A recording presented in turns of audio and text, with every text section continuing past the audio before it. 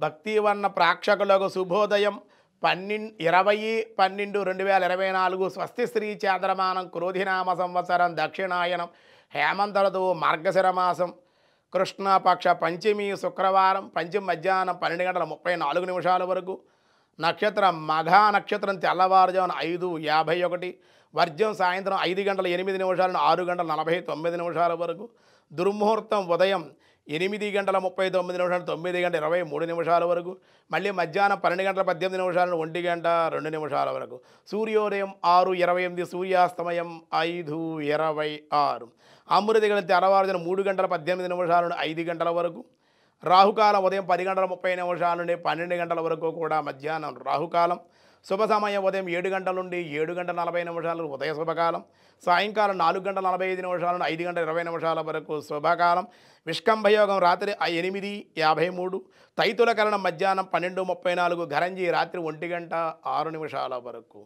ఈరోజు దినారంభ చక్రాన్ని బట్టి ద్వాదశ రాశుల వాళ్ళకి ఎలా ఉందో చూద్దాం. ముందుగా మేషరాశి.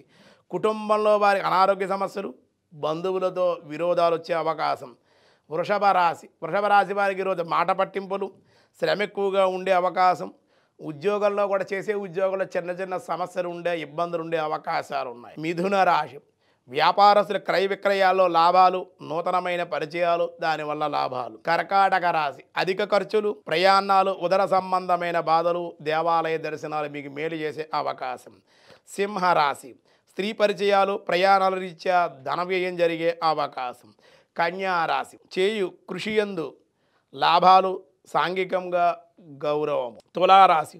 ధనవృద్ధి అన్ని రంగాల వారికి లాభాలు వాహన ప్రాప్తి స్వల్పంగానే లాభాలు వచ్చే అవకాశం. వృశ్చిక రాశి. శిరస్సు మరియు చర్మ సంబంధితమైన వ్యాధుల వల్ల ఇబ్బందులు దేవాలయ దర్శనం అన్ని విధాలుగా మీకు మేలు చేసే అవకాశం.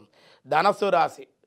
బంధువుల వల్ల స్వల్పంగా ఇబ్బందులు వైద్యరీత్యా వైద్యులు కలిసే అవకాశం ఔషధ సేవ జరిగే అవకాశం ఉంది. మకర రాశి. గృహంలో వివాహాది శుభకార్యాలు కలిసి వచ్చే అవకాశం. స్త్రీ సౌఖ్యం పనులు పూర్తయ్యే అవకాశం. కుంభరాశి. ఆరోగ్య లాభం నూతనమైన ప్రయత్నాలు లాభం కలుగుతుంది. పెద్దల్ని అధికారుల్ని కలుసుకునే అవకాశం. మీనరాశి.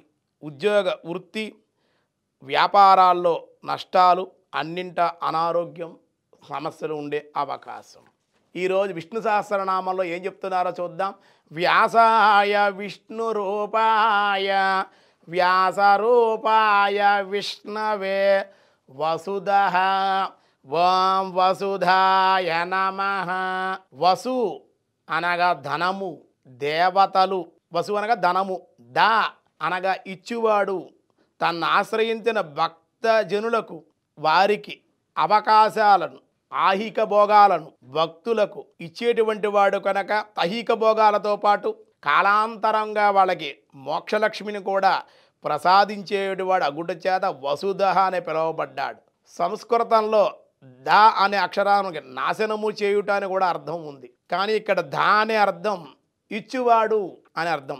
వసు ప్లస్ ధ ధనమును నాశనము చేయువాడని దీని అర్థం కూడా ఉంది. ఈ అర్థం సమన్వయమైన మోక్షాపేక్ష కలిగిన వైరాగ్యవంతులకు భక్తులకు వారికి ప్రతిబంధకాలను నుండి క్షుద్రములకు భౌతిక భోగాలు తొలగించేవాడు అని వసుధాయ నమః ఆ నామానికి అర్థం అని చెప్పారు.